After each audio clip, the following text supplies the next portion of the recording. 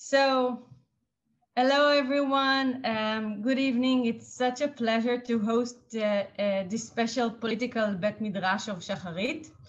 Shaharit institution brings together Israelis from diverse ethnic, religious, and socioeconomic backgrounds to create a different kind of Israeli politics based on fraternity and common good without losing each one's uniqueness. Our event is held today in English in order to learn more about the US politics after the elections held 9 days ago. We have two distinguished guests, Simon Greer and Andy Potter. Both are good friends of Shaharit, who inspires our work here in Israel. As some of you already know us and our events, we do not bring the common voices, but aim to challenge the polarized political thinking established in the last decades. In the past 4 years, the tensions in the US grew severely. Our speakers today will try to shed light on the election results, but also delve into the core of the debate, progressive thought versus populist thought in the US.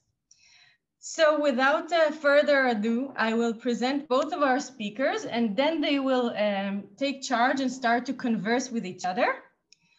You are more than invited to write your comments, questions, and after Andy and Simon will finish the first part, they will be gladly answer and comment on your thoughts.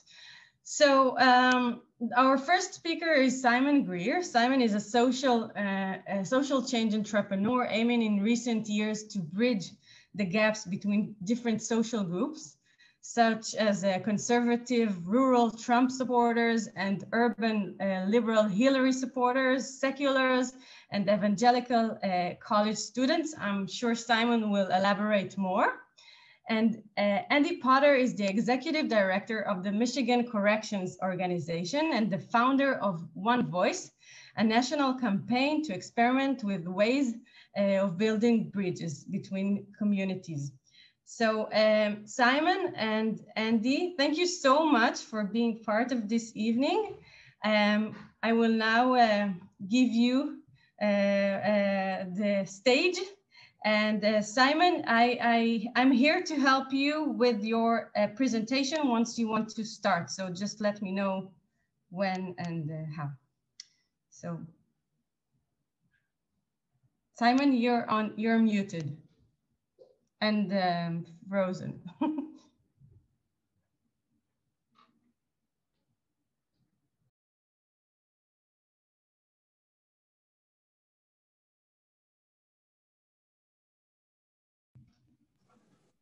Andy, can you hear us? I think we lost. I can. I think Simon has stage fright. That would be the first time. Now we've lost him altogether. Simon's back. Yay. That was totally unfair. So did you hear everything we said about you? And when did we lose you? Just when you said, and now Simon Greer, and then I disappeared. It was perfect. Okay. Perfect. So just let me know when you want me to start the presentation, and okay.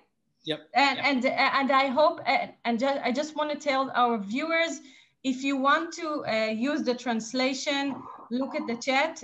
כל הצופים שלנו, אם אתם דוברי עברית ואתם רוצים להתחבר לתרגום, אתם צריכים ללחוץ על הגלובוס שיש בתחתית המסך ולבחור את השפה העברית. יש גלובוס שכתוב מתחתיו interpretation ואתם צריכים לבחור את השפה העברית. אז אם יש לכם איזשהן שאלות, תשלחו לנו בצ'אט ואנחנו נענה לכם. Okay, Simon, stage is yours. Thank you. Thanks so much for having us, and nice to see some familiar faces and a lot of new faces. There's nothing good about this pandemic, that's for sure, but I don't think we would have done this if it wasn't for the pandemic. So it is kind of nice to connect this way without having to fly halfway around the world. So I guess we'll be grateful for that. Andy and I are excited to spend this time with you. We are not we're not pollsters, so we're not going to give you too much on the scientific data about what happened in the election, though we will say a few words about it. But we have been on, I would say, together for 5 or 6 years on a journey to try to understand where there could be common good politics in America and where we keep missing it and maybe why we miss it. And I think we've been very inspired by Shaharit's work. That's a lot of where the motivation came from for this journey. And we've been grateful for the chance to learn back and forth over the years. So we'll share some reflections and some observations, and then we really are eager for your questions and really have no idea how you see the election in the United States right now. Like I can't tell if people think this is the craziest moment they've ever seen in America, or if they're like, oh yeah, obviously that's what would happen next. So I'm curious what everyone else is thinking, and we're happy to engage with you. To kick it off, I thought it would be useful, Andy, maybe you'll go first, just to tell you a little bit about our own story. Like how did we each come to this work that we're now doing, looking for common good politics, and maybe share a little bit about what election day was like for each of us, because I think it gives you some insight into why this is certainly not a normal time. So Andy, do you want to kick us off? Yes, so I can give you a little background about who I am and where I come from, and that'll tell a little bit about myself. So I grew up in a very rural part of the United States, the Midwestern area, in a place called Michigan. It's northern country, a lot of woods, a lot of hunting. It's a lot of conservatives in the area that I grew up in. It's farmland mostly. I'll give you some examples of how it was like for me growing up. During this time of year, it's hunting season, and we were all, we either took the first few days off of school to go hunting, or we would even be able to bring our weapons to school, but we couldn't take them out of our cars and things, but a lot of us would go hunting afterwards. So it's the culture here is really heavy guns and our rights to have that kind of thing and the freedoms and things like this. So that's the kind of area that I grew up in and my wife grew up in, very conservative, very Republican. And so my options growing up weren't great. I came from a very broken town, very broken family. And I ended up going into work for the Department of Corrections, which was a way for me to get into the middle class. And I ended up working my way through corrections almost 30 years in and around prison systems. Most of the people in my neighborhood growing up either went to prison or ended up being hooked on drugs and things like this. So it was a way for me to get away from that and also get into the middle class. I worked my way up into the union and was very active in the union and became vice president, then executive director. And I'm also a vice president for Service Employee International Union, which is a very progressive union. The members that I represent in corrections are very conservative overall. A large number are very supportive of President Trump and his policies, and they think he's done a great job. So that gives you a little background of where I come from, how I grew up, the members that I represent. And those conservative members are also very big in the union. They love their union, which is something you would think that they may not, but they do. So I met Simon, we came together and we asked the question, why are these mostly conservative members so connected to the union, where you would think they wouldn't be? So we went on a journey across the United States. This was in 2015, 16, Simon. And we started just talking and listening to the conservative members about where they align with the union, because we knew there... מה דעתם על הארגון? כי ידענו שחייב להיות איזשהו מכנה משותף, ופשוט היינו צריכים לחשוף מה המשמעות, מה באמת אותו ארגון משותף, וזה מה שהתחיל. And then corrections reform swept across the country, and my members totally were against it. You know, America incarcerates far too many people. And these reforms were going to happen. There was bipartisan support by Republicans and Democrats.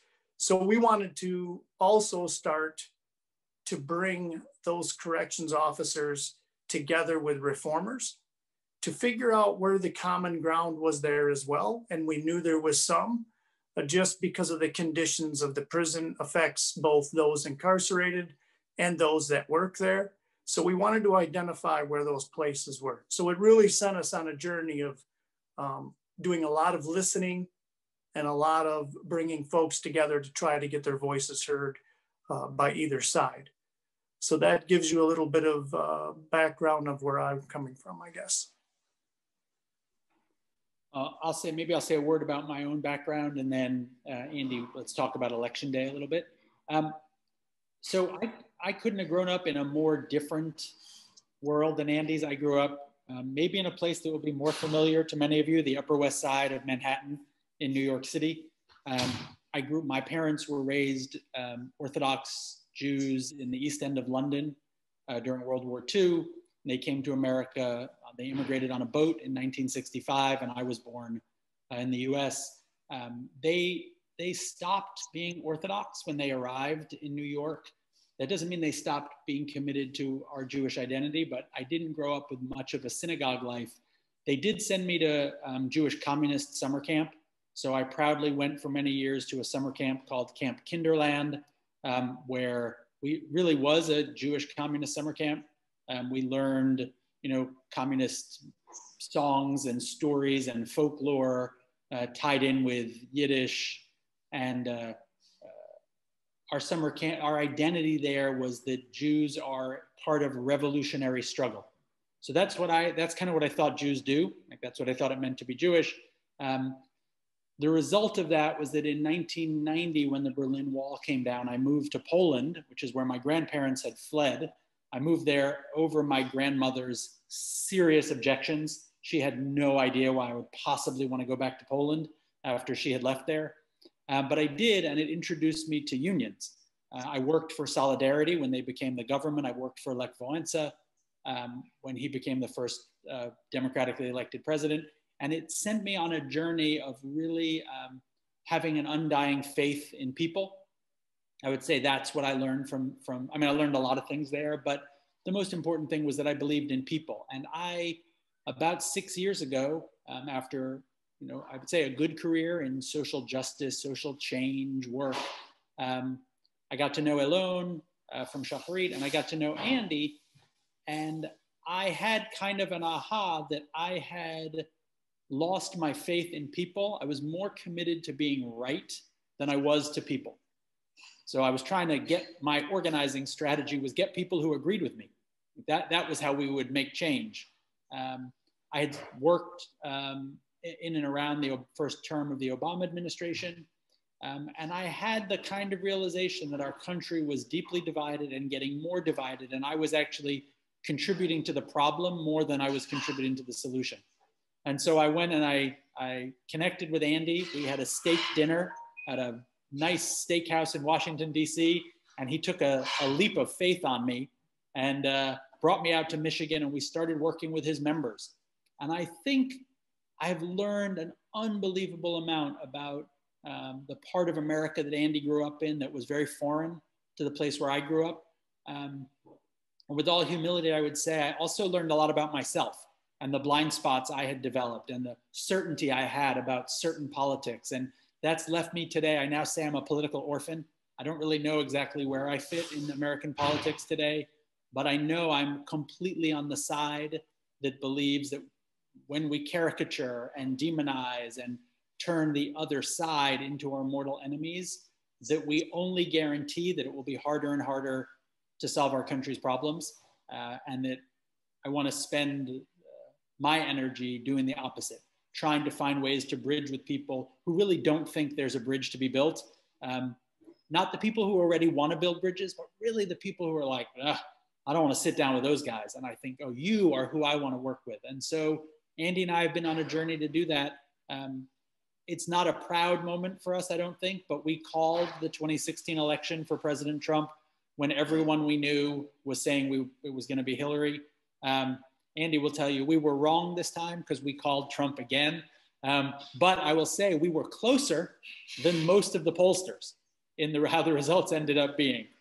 But let me kick it. That's enough about me. Let me kick it back to you, Andy, to just say what your election day looked like, and then we'll talk about a few election results.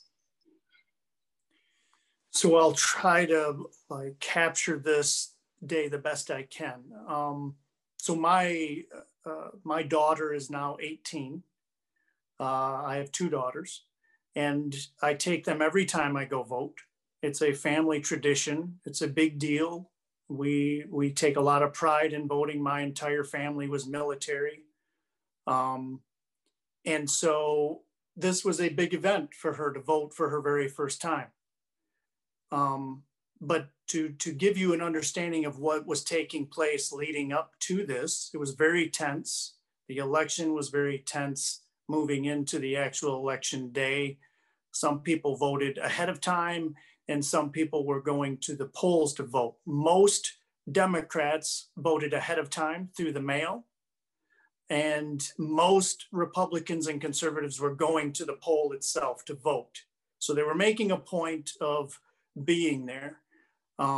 In my neighborhood and where I grow up, I wouldn't call it a neighborhood because it's not much of a neighborhood. It's sprawling, but it's very conservative. As I said, there's a lot of militia that live and actively move around where I live. There was an attempt to kidnap the governor of our state by militia. And we have a sheriff of my county somewhat defended those that were going to kidnap our governor, and by saying they're just exercising their democratic rights and their civil rights. So it was very tense. And so taking her it was a celebration of excitement, but also anxiety. And there was also fear.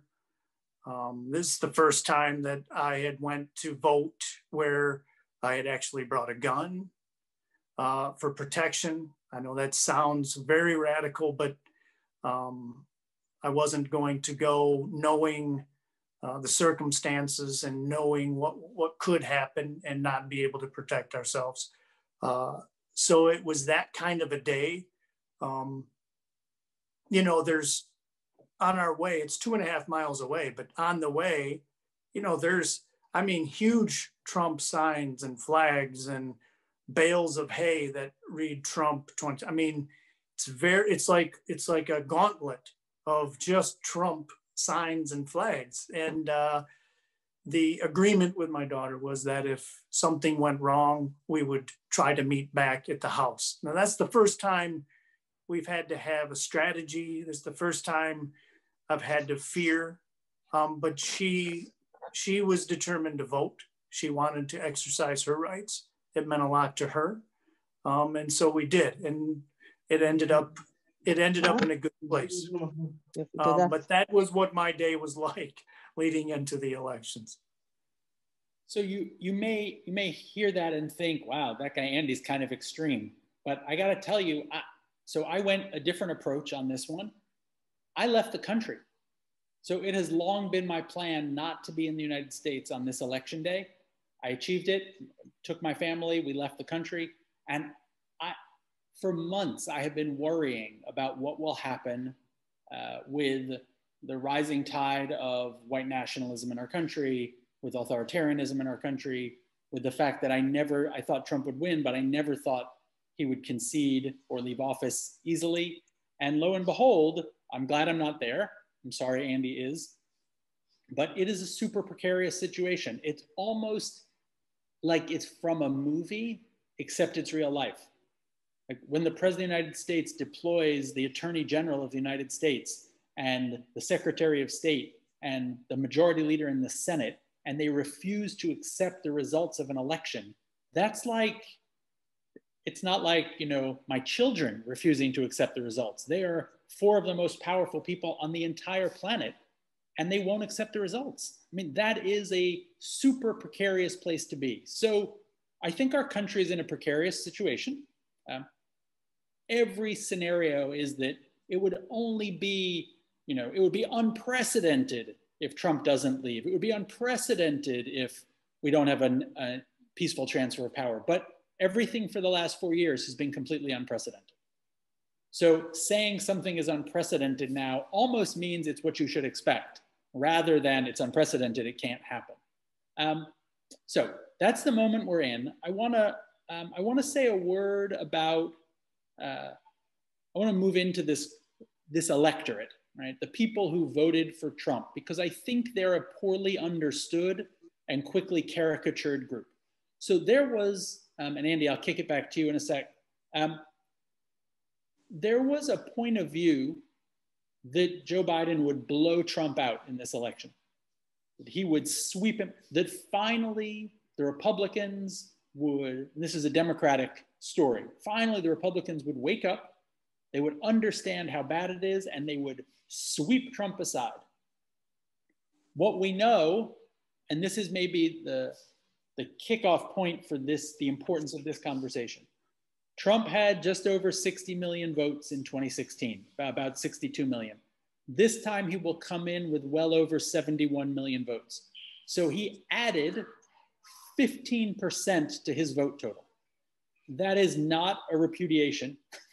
That is not a, oh, they're finally waking up. And people, Andy and I think, believe if it were not for the COVID crisis and the economic crisis it caused, he would have won in a landslide.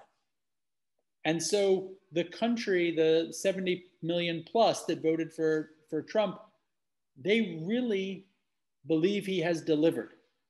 And they really believe this election, many of them believe this election was stolen from him. The point about why it matters that they believe he's delivered is that if we're going to find a way to solve our country's problems, it isn't going to be just because we convince them they're wrong, but because we get inside their shoes and we understand something about what they care about and what it is that Trump is speaking to. And I think that's what Andy and I want to share with you a little bit more about, is what we have observed that Trump appeals to in the large portion of the voting base that votes for him. It is not exclusively, but it is a heavily white voting bloc, heavily religious, more male than female. So it is heavily rural, Christian, white, and male, but not exclusively. It shouldn't simply be said that that's who the Trump electorate is and everyone else is against him. But those are where his significant supporters come from. And so because Andy and I have worked with this population for a long time, we wanted to share a little bit about what they see in the Trump presidency and how it appeals to the things that matter to them. So maybe we'll go to the next slide, Andy, and you can pick it up there. So it's important also to remember that the presidential election, there was also down ballot elections where you had senators and others being elected, Supreme Court for the states, and things like this. Mostly the Republicans held their office and even gained some seats.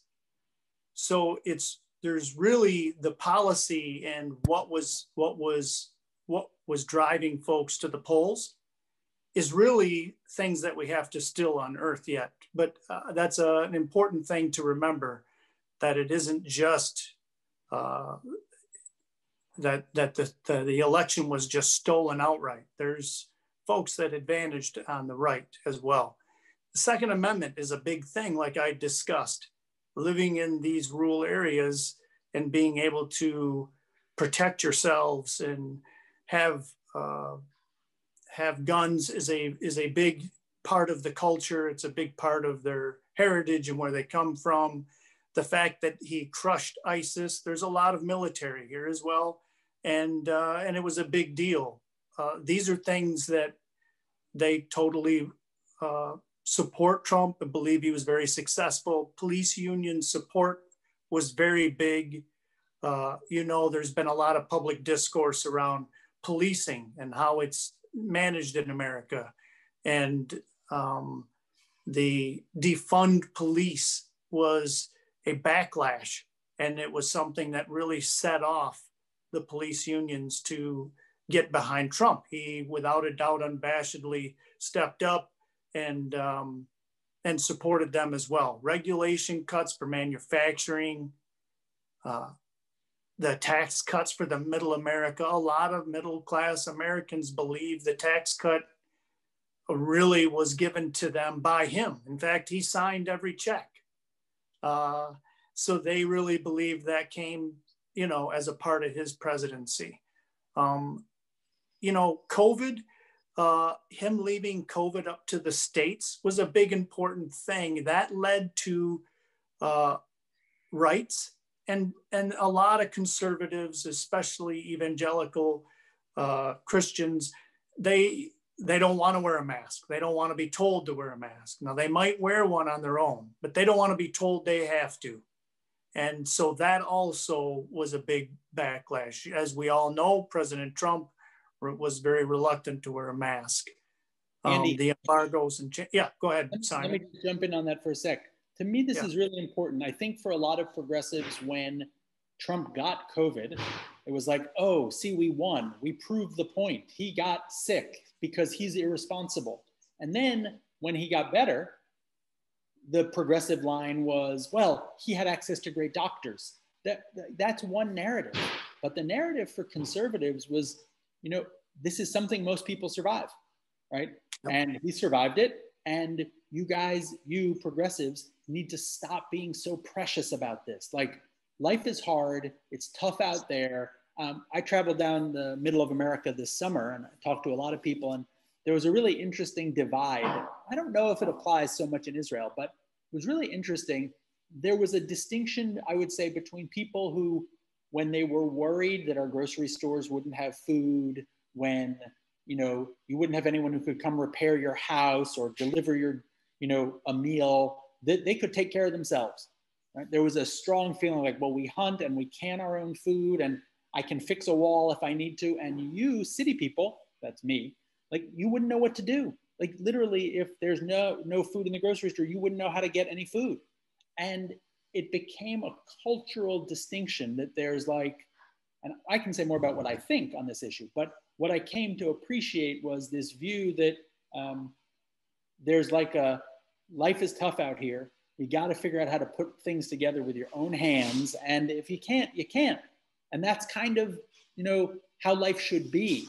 And whether I think that's how life should be or not, there was a real spirit of that. And it exacerbated this tension between rural areas and urban areas, and the stereotypes and the caricatures that we have of each other. Sorry, Andy, back to you. Yeah, no, that's right. It set a narrative in place where wearing a mask became a political statement.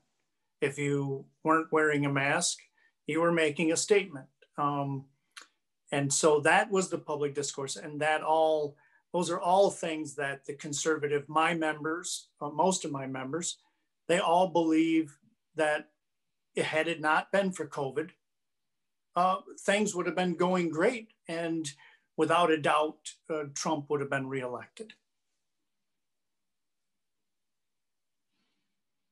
You want to keep running down this list, Andy? You want me to? Yeah, go ahead. I think I've kind of exhausted it, but there's things, I guess, that's worth talking about as well.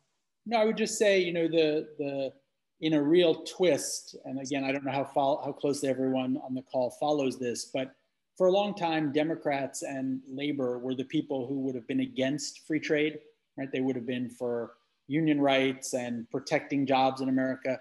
Trump now owns that narrative. That is not traditionally a Republican talking point. And so trying to restructure NAFTA to protect American jobs, since President Clinton, that really has become contested territory. And today it's territory that Trump, not Republicans and not Democrats, but Trump really owns. And that spoke a lot to people in the Midwest, you know, where Andy grew up and where he works. It's a lot of auto manufacturing. And so that is a strong appeal to them. On the next slide, Natalie, if you don't mind going to the next one. I just want to mention these briefly, and Andy, you should jump back in on them. This is not a group that doesn't have, they don't have blinders on. They see that Trump has problems. So his lack of moral character, that he isn't the kind of husband or father that they would want to be, that he's been hesitant about denouncing white nationalism, that he can be kind of a con man, that he insulted prisoners of war and veterans as losers, and the way he was in the debate. Like, that's not stuff they're proud of. On the whole, it doesn't tip the balance. It doesn't lead to them saying, we're not going to vote for him, but they do have a critique. They also think he's been unfairly the victim of a biased media and of a really aggressive attack from progressives. Progressives, of course, think, you know, he has antagonized that all along. I want to shift, Andy, if you don't mind, and we'll go to questions shortly.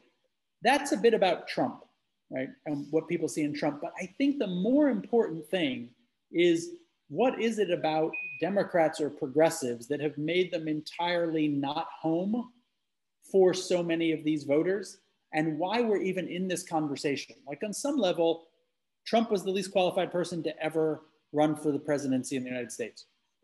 Why would it even be remotely close, is what many reasonable people would be asking themselves. So there's some protest vote. There's something that's not being spoken to in our politics that left 70 million people saying, that's the best road forward for me. And Andy, I wonder if you could say more about what has been unappealing for your members in progressive politics, or what it is that they yearn for that Trump seems to speak to.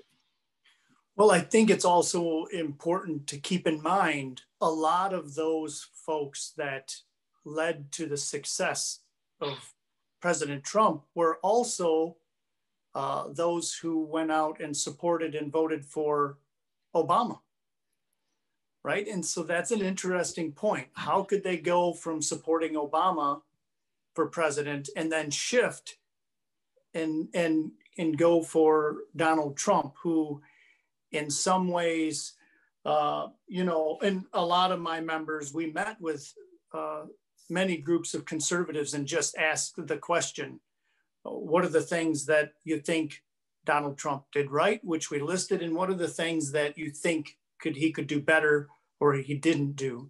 And when they talk about lacking moral character and doesn't represent me as a father, they call him a con man.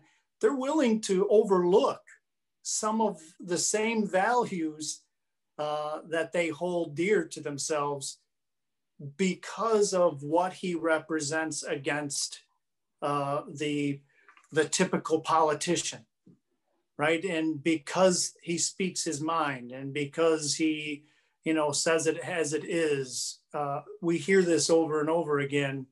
They're willing to look the other way on some of those things in order to disrupt the status quo, I think, in some ways. Go ahead, Simon. I was going to say, and I think this is super touchy territory, and so it may not be in the Israeli context, it is in the States. The things I'm about to say, and Andy, I'm going to ask you to speak to. It's very complicated where race fits into these politics. So in the Protestant vote, African-American Protestants vote 9 out of 10 or 8 out of 10 against Trump. White Protestants, 7 or 8 out of 10 for Trump, right? It's not their Protestantism that distinguishes them, it's their race. So race is a big thing in our country. It has been for, you know, since the 1600s. And it's never been fully attended to. Like, I don't have any equivocation about that. It is America's original sin. I think that's clear. The way it's played out in our politics is super complex. So since our economic collapse just over 12 years ago, the majority of jobs created since then have gone to people of color. It's not a political statement. It's just a fact of who more jobs have gone to. Now, did they have less jobs and worse jobs before? Yeah. And are these worse jobs than the jobs of old? Yeah. But still, That's true. Life expectancy for white working class women, so white women who haven't gone to college, is the only demographic group in our country whose life expectancy is shrinking. So if you're a white woman today, you live less, and you didn't go to college, you have a shorter ולא life. למדת בקולג', אז את תחי פחות שנים מאמא שלך. כל קבוצת אוכלוסין אחרת, תוחלת החיים שלה בהשוואה לדור הקודם היא ארוכה יותר. אז אם מדברים על תוחלת החיים, המצב עבור נשים לבנות הולך ונעשה גרוע יותר. עכשיו, נשים לבנות עדיין חיות יותר שנים מנשים שחורות, כך שיש יתרון להיות מבחינת שנות מחיה להיות לבנה בארצות הברית. Around the 2016 election. It was never commented on in New York City. I never heard about it, but a couple of years later, there was some data that was revealed that they were in a recession. That's the kind of gap we have. And so we have a blind spot about the real life of white people. And mostly in progressive politics, we have stopped really listening to what working class whites feel, think, hate, want. And we've unfortunately, I believe, caricatured them too much. Now, this is super controversial. It's like white people have had a lot of benefits in our country, and you're now saying white people need more, and aren't you defending white people who are, their whiteness is fragile? White fragility is a big topic in our country. I'm not at all diminishing the power of racism in our country and to shape our politics. And what I've seen is that white people, as Andy mentioned, many of them voted for President Obama, candidate Obama, and they were proud to do it. And I'll just tell this one more story, Andy, and then I'll turn it to you maybe to talk about defund the police. Andy has a lot of members whose grandfathers or great-grandfathers would have served in the Civil War. They would have gone from Michigan to fight in places like Gettysburg and defeat the Confederacy and eradicate the slave system from our country.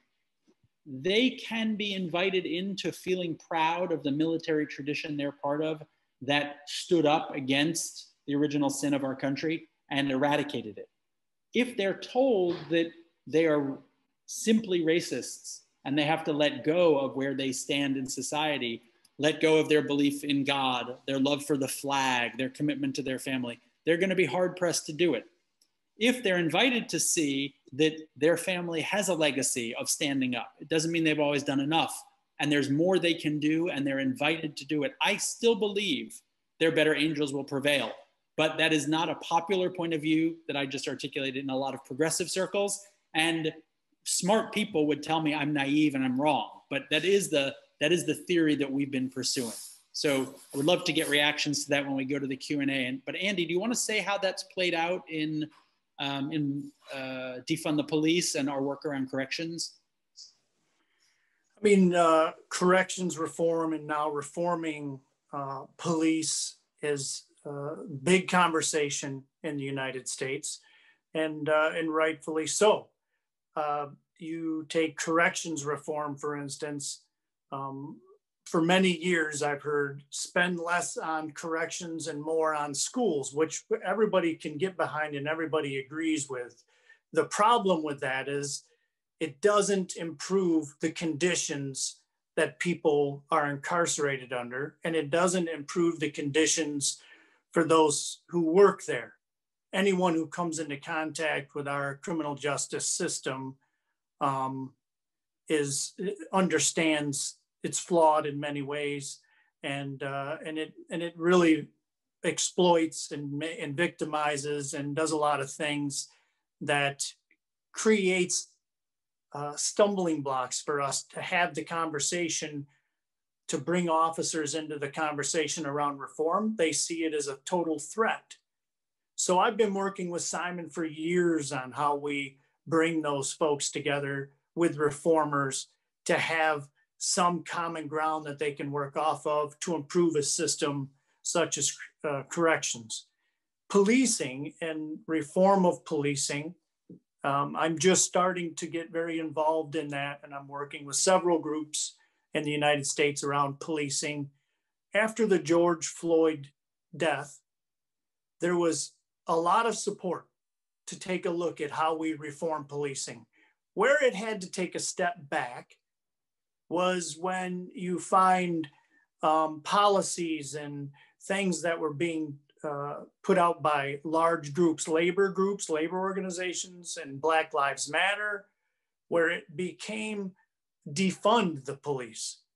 Now, most of Americans, and Simon and I had a conversation early on when that terminology first came out, and we said, this is going to be a problem. This is going to back people into their corners, and they're not going to want to wrestle with the idea of how do we come together to improve a system that's obviously in trouble.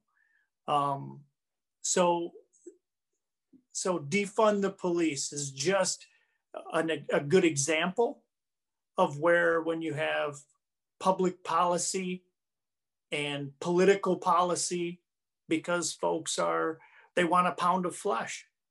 They really want to go after the bad guy. And the way the narrative is set in corrections, the corrections officers, many times in movies and media, any outlet you hear from, it's the corrections officer is usually the bad guy, what they've done wrong, and things like this.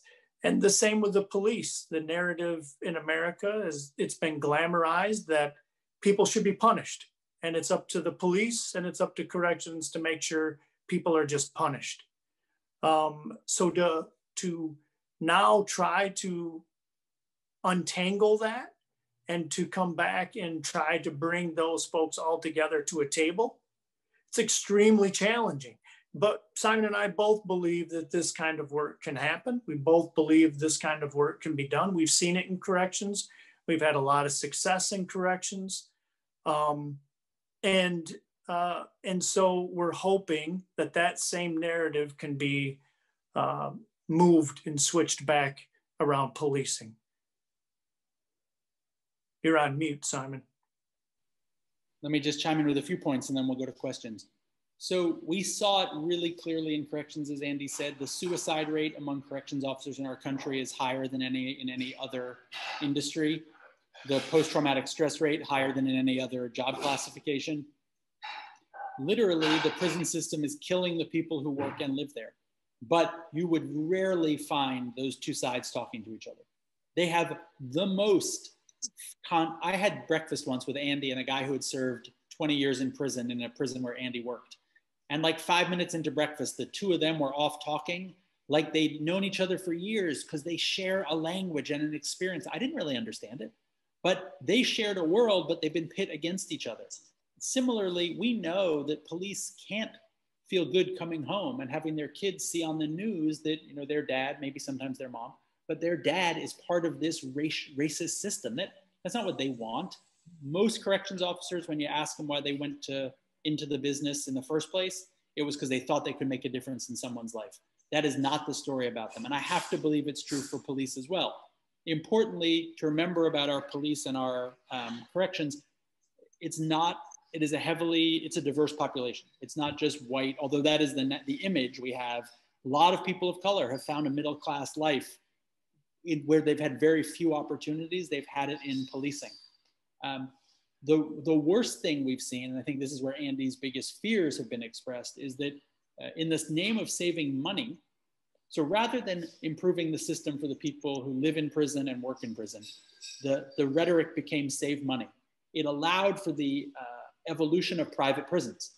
So I don't know if you have them in Israel, but basically now we have private companies that run our incarceration facilities to make money. So the more people they have in prison, the less they spend on each prisoner, they make money. Well, that's a pretty perverse incentive for putting people in jail. It also incentivizes them coming back to jail, not them staying out. Our big fear is that this is what you'll see in policing. In wealthy communities, if you defund the police, right, so you don't have adequate policing, wealthy communities will put their money together and they'll hire private paramilitary forces to protect their neighborhoods. It's like I said at the beginning, it's unprecedented, which means it could happen now. I think it's very likely. And that the debate about, there's a big prison in New Orleans, in Louisiana, and you can make as much working in Walmart as you can working in that prison. So you have to imagine, if I would choose to work in a prison rather than Walmart, like it's gonna bring a particular character that wants that job for that pay. We have to professionalize our entire law enforcement establishment, from corrections to police to probation, not punish the policeman for carrying out what tragically America wants carried out. Right? It's convenient to say it's the police's fault. This is our culture. This is what we want. This is the role we have expected of police, and it's broken. But the solution isn't going to be punishing individual police or their union, right? It's going to be finding solutions that work for the community, people who are over-policed, and the police officers themselves.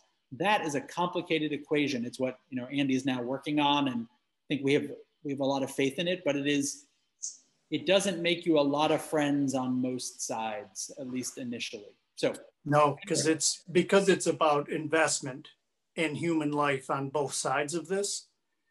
So that's the place you have to try to bring people to understand. It's an upfront investment, and the payoff is on the back side of it.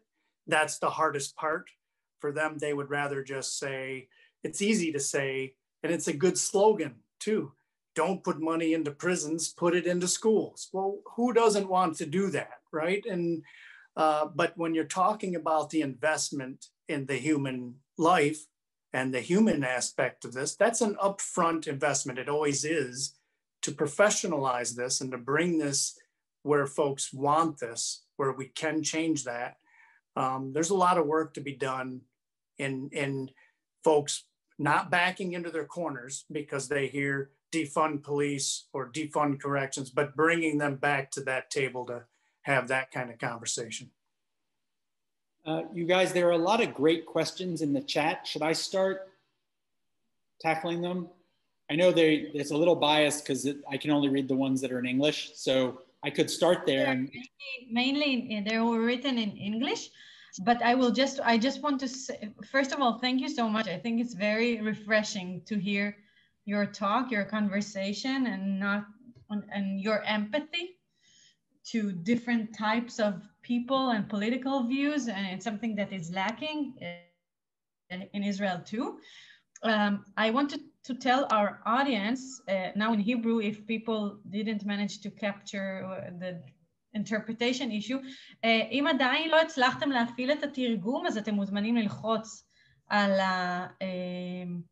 הגלובוס שלמטה, שאני פתאום לא רואה אותו, אני מקווה שהוא שם, ולעבור לעברית. So Simon and Andy, we have around, I think, 15 minutes, and we have a bunch of questions. The questions for you guys were written in English, so no need for me to translate, but just when you start answering, just read the question, please, so people will understand it, what you're referring to. Andy, you want me to, do you see the questions in the chat? You want me to start? You can jump in. Yeah, go ahead. Go ahead.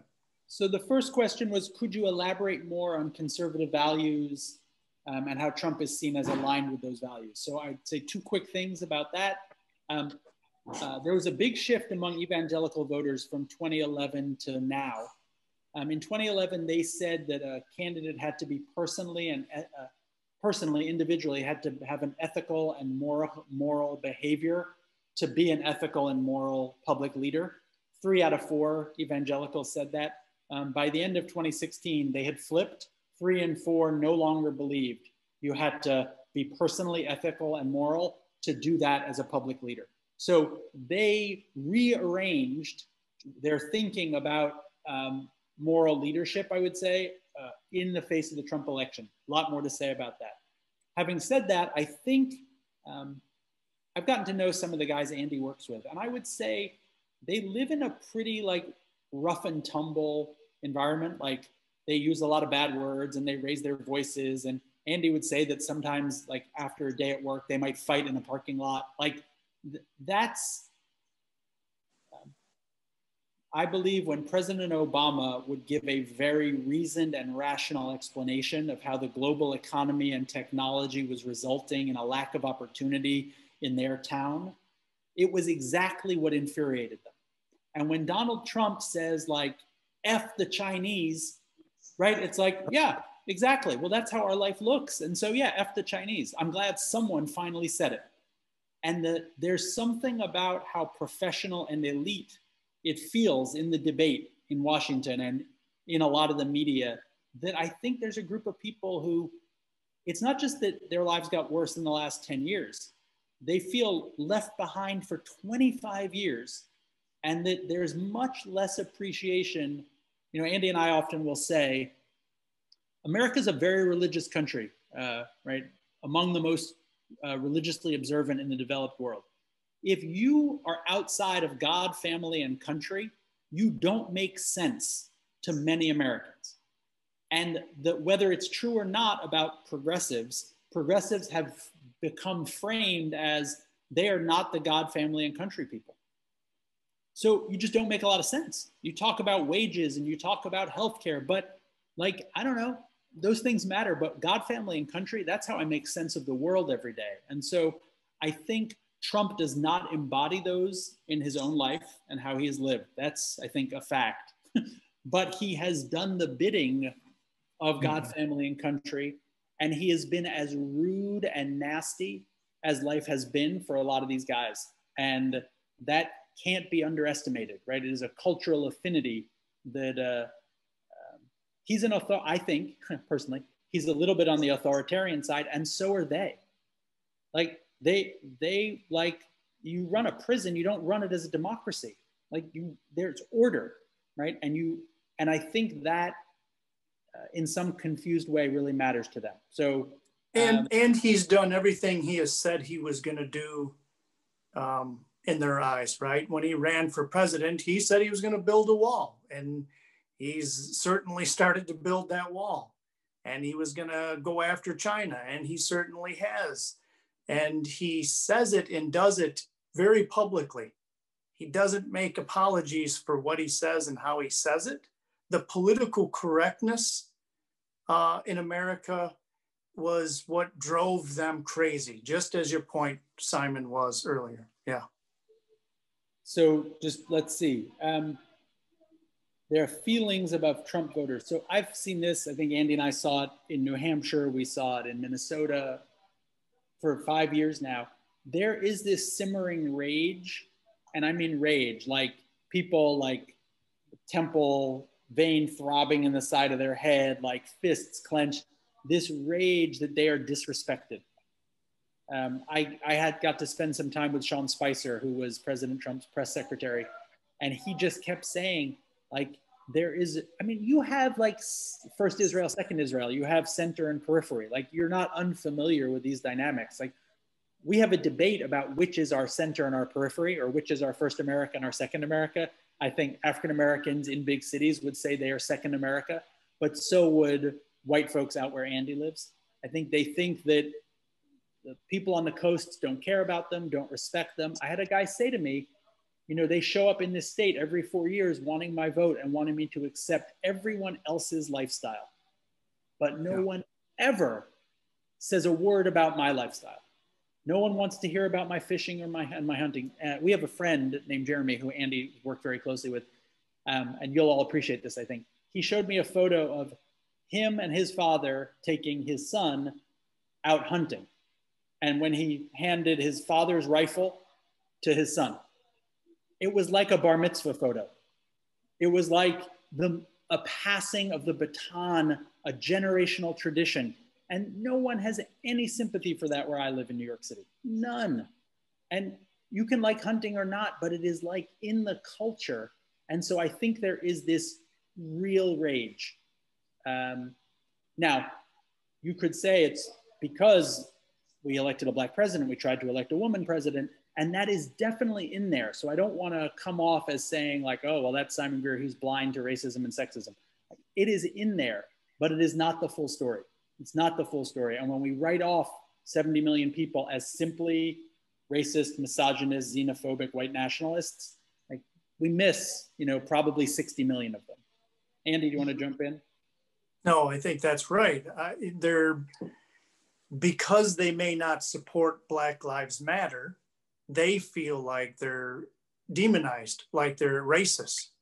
And that is what they fear the most when it comes to electing Joe Biden, right? Or any other Democrat. They fear that that's what they're going to be labeled as, and they're going to be put back down on the lower rung, where Donald Trump speaks directly to them on that lower rung and represents them on a platform that they know they could never get. So it just supports what you've been saying here. That's all. But Simon and Andy, people are asking, and I think it relates to this. How do you think the conservative Trump voters, how do they capture the common good? How do they interpret what is the common good in the US? How do they relate to other groups that exist in America? What can you say about it from your experience when you met these people? I mean, I can offer a couple of thoughts, Andy. You should go ahead. I think they often don't think they're invited to the common good conversation. Like they think that they got to fend for themselves. No one really wants to hear what they think. We have found just unbelievable, like we've been in these meetings with Andy's members, like these guys, I don't think they cry a lot in public, but they'll like start to tear up because someone asks them like, what are your values? What does matter to you? Tell us about that. And like they never get to talk about that stuff. And on very specific issues, like all sorts of questions about how prisons operate, they are experts in it and they know how you could fix the system if someone asked them. And so we've seen a lot of promise in very specific places. And we found often when there's a hybrid solution, a lot of appetite. So I'll give one quick example. Andy's union ran a campaign called the Fight for 15. I don't know if you heard about it. It was to raise our minimum wage to $15 an hour. So a fair number of conservative members were very critical of this campaign. They thought it was too much money and that people working at McDonald's shouldn't make that much. When we tied it to a question of a work ethic, like when we said we need to keep families strong and together, we need to redouble our work ethic in America, and we need to raise wages so all families can get ahead, like 95% of them said yes. So the issue there is that they don't think it's just about wages. They think there's a moral side to it. Now, when you say work ethic in America, it sounds racist, right? I mean, Andy, you should correct me if I'm wrong. And for any alone, if you say, well, the issue isn't really wages, it's work ethic, people will say, oh, he's demonizing African Americans. And some people have said that and demonized African Americans. So that is true, but that's not what I mean. Right? What I really mean is that it is harder and harder to make ends meet. It's hard for single parent families to make ends meet. If we raised wages, it would certainly help. And then there are a lot of people, so I'll be quiet after this. A lot of Andy's members were talking about lazy people who are on welfare or on disability. And I would say to them, let's be honest, you mean African Americans. And they're like, what are you talking about? I mean, my cousin should get a job, but he's sitting at home because he got disability, right? And so it's much more complicated than the simple, here's how it cuts, black, white. But when we solve problems with structural and individual solutions, right? Let's say progressives are more inclined to government responses, government reform, systems. Conservatives, at least in the rhetoric, are more about personal choices. The solutions come from the human heart, not from a government system. When we can tie those together, we find a lot of promise. And when we go to an issue where they have expertise, prisons, law enforcement, auto manufacturing, where they work with their hands, they do it every day, and they can be invited and respected as professionals, I think there's huge, huge common ground. Sorry, Andy. Another couple of more complicated examples, right, is same-sex marriage. Now, a lot of them will say, I don't support it. But when we ask the question, do you think they should be treated fairly at work? And would you defend them? And an overwhelming majority said, yeah, if they're threatened or if they're treated unfairly, it's not right. And we're going to stand up for them. Right. And it's a little more complicated example. Another one might be the welfare system, as Simon was pointing out. A lot of conservatives in America and Republicans and a lot of people believe you can pull yourself up in America with the American dream And if you work hard enough, you can achieve what you want. And they don't mind giving support to some people, but they think a lot of those people take advantage of that system that's set up to just help. They believe they should be pushed to work harder, and they go back to the work ethic. Children, we find that many times when you start talking about children, both the left and the right, conservatives and the far left, will come together because they love children, and who doesn't, and who wants to help children. But the way they define what's helping children or protecting children, that's the place they sometimes will split. But they can come together on those issues. And here's a really important point on that front. Let's also not caricature that this is who has these conservative values. So I think it's really important to mention that working class African Americans and Latinos share a lot of this, right? African Americans are among the most religious group in our country. Latinos are Catholic, tend to also be very religious. And so there's a number of these places where there is common ground on some of these. Someone wrote in the chat about a cultural rift. The cultural rift is more between well-off white liberals and working class white conservatives. Culturally speaking, there's a lot of affinity, like among African Americans and working class whites. They split on race again and again, but on many of the culture questions, there's actually a fair amount of common ground. And I think sometimes that's what has worked in a union setting, where African Americans, whites, and Latinos are in the union together, and they have the experience. Our unions have been decimated, so we don't really have much of it anymore. Andy has a little of it, but that solidarity across race of working a job together and standing up together also inform the common ground politics that we've had in our better moments. Yeah, my last word on this, and I won't get into it deeply, but let's not forget the social media aspect and the role that social media plays on everyone, and how it targets and how it creates those stumbling blocks for all of us as well. Thank you. I think we have million more questions, but we're running out of time, and we want to keep a taste for another meeting with you guys.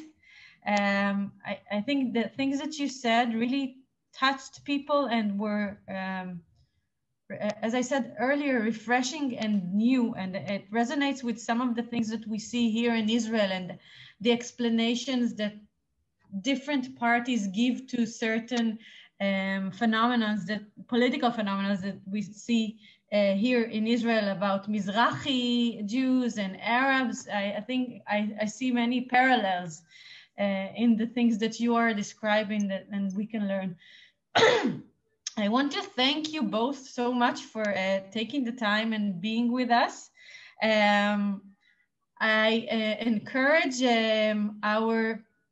our viewers to keep on asking questions, and we will try to maybe host another event with Andy and Simon and see if we can get some more answers and find some more similarities and differences. Thank you so much. Have a great day. Thank you all of our viewers for joining us. I know it was challenging to watch an event not in necessarily your mother tongue. So I hope it was easy and how do I say, we managed to get to you. So thank you so much, and good night and good day, Simon and Andy. If you want to say one more word.